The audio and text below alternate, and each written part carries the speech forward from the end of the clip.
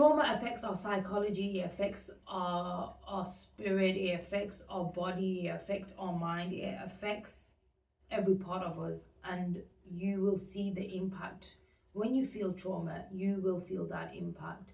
You will feel that it affects your relationships, it affects the relationship you have with yourself, it affects your confidence, it affects so many aspects of your life, and it keeps you stuck. And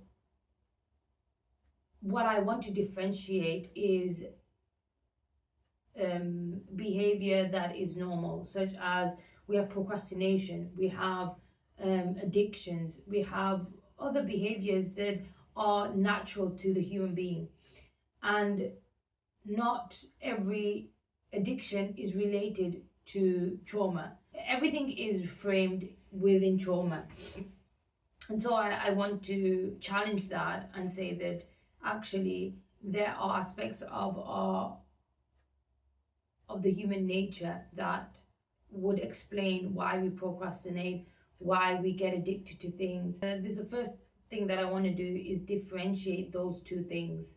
And this will orient us in the right direction, because the confusion that we have with what trauma is and how to heal trauma, that is what we need to clarify, and that is what people need help understanding. One aspect of the human nature is that we have desire. We have desires that work against us because we want more. We have greed, we have lust, we have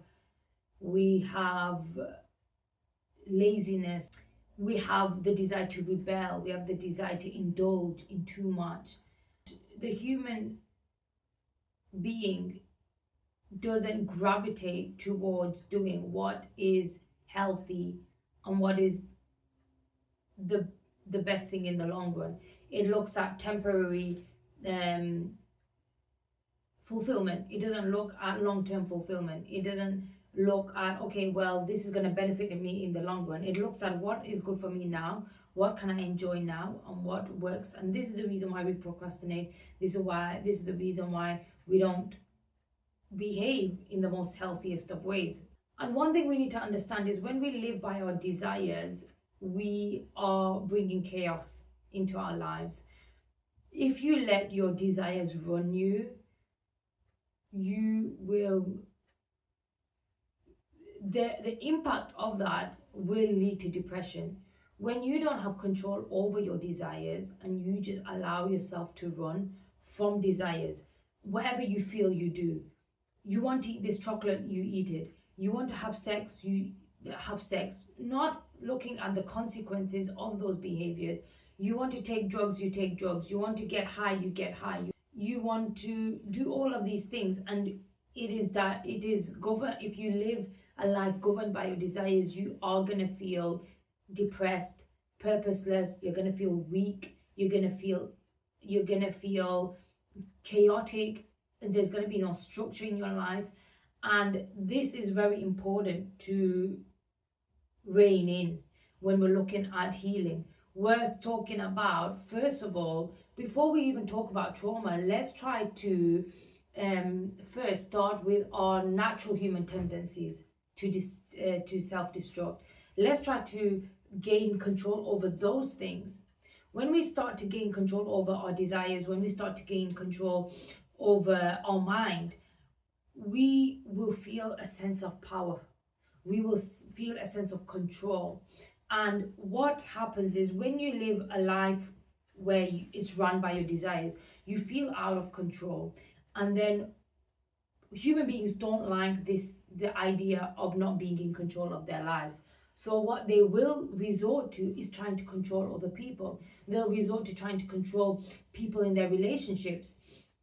And this is not the area you should be focusing. The area that you should be focusing when we're looking at control is, okay, how can I control myself? How can I control my mind, my thoughts, my desires, all of these things? And these are the things that are going to make you powerful.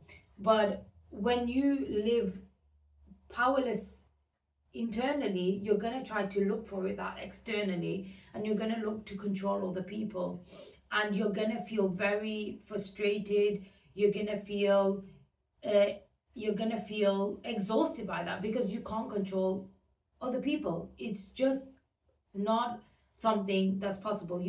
You're putting the control that you need to take in an area that you shouldn't, that is impossible.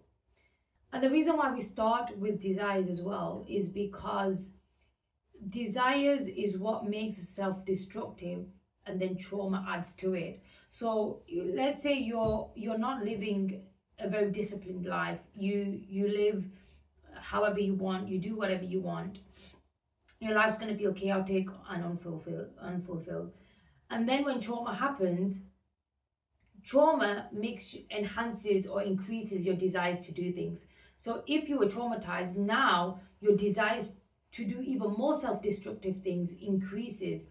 And that's why it's so important to start with desires from the get-go. Whether you've been traumatized, whether you have trauma or whether you don't, everyone does have some form of trauma.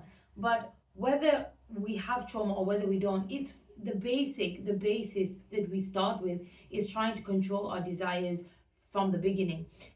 If you're controlling your desires from the beginning and then trauma happens, the amount that that's going to impact you is going to be less. So let's say you're generally controlled in the way you eat. You have you eat healthy. Generally, your diet is very good. When trauma happens, it will increase your desire to eat unhealthy foods. But because you have the habit, because you started to now enjoy eating healthy, maybe you will eat unhealthy for some time. Maybe that time of eating unhealthy foods will be a short period of time, and then you'll go back to eating healthy because you've already created the habit. You've also created the positive connection to eating healthy food. Let's say you don't drink. So I don't drink. So let's say I don't drink. Whenever trauma happens, it is possible that I okay, let's not talk about drinking because there are people that drink. Let's say you're very controlled with your drinking. So you don't really drink so much. Maybe you drink when you're on a night out. Maybe you drink with your friends from time to time. But you're not really addicted to drinking. It's not something that you rely on for emotional escape. When trauma happens, the likelihood that you're going to turn into an alcoholic is low because you've built the control of it in your life. And so perhaps when you do experience trauma, you might turn to alcohol a bit more, you might drink a lot more, but you might come out of that a lot more easier. But someone who is very uncontrolled with their alcohol, they use it as emotional escape. They drink more than they should, and those people know who they are. When trauma happens, what will happen? Naturally, they will go towards naturally increases their desire for alcohol, so they are more likely to turn alcohol into an addiction. And so why I think it's important to start with desires, whether you have trauma or whether you don't, it is because it will save you. It's like a precaution that you take. How we react, how medicine is taught and how healing is taught is that you get the solution once you're in the problem, but there's no precautions taken in place to prevent. There's no prevention. There's no preventative methods to safeguard you from being impacted by trauma. What happens is when you have control over your desires, you're safeguarding yourself in the future when trauma does. You're having that. You're safeguarding yourself for when trauma occurs. You're not going to resort to it. Not only is it going to help you day to day, but it's going to help you when trauma comes. What I want to make people understand is the human nature. There's something in human nature that is self-destructive. Every human being is self-destructive, and what we're taught generally about human beings is that we're all good. We're just made to gravitate towards goodness, towards healthy behavior, but that's not true. Human beings have both of those elements, which is one is to grow, and we also have the tendency to self-destruct. Human beings are exceptional, have exceptional potential to be good. They also have the exceptional potential to be evil. Like both of those exist within the human being.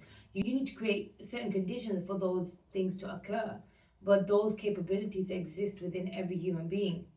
And so by our nature, we are imperfect and flawed. There's nothing about us, like even if we try to be perfect, you will fall. And so what I want you to understand from this video is that if you live a life by your desires, you're going to live a miserable life. And that's it. You are going to live a miserable, unfulfilled, chaotic life. But if you start to take control over your desires, you're going to feel more powerful. You're going to feel more happy.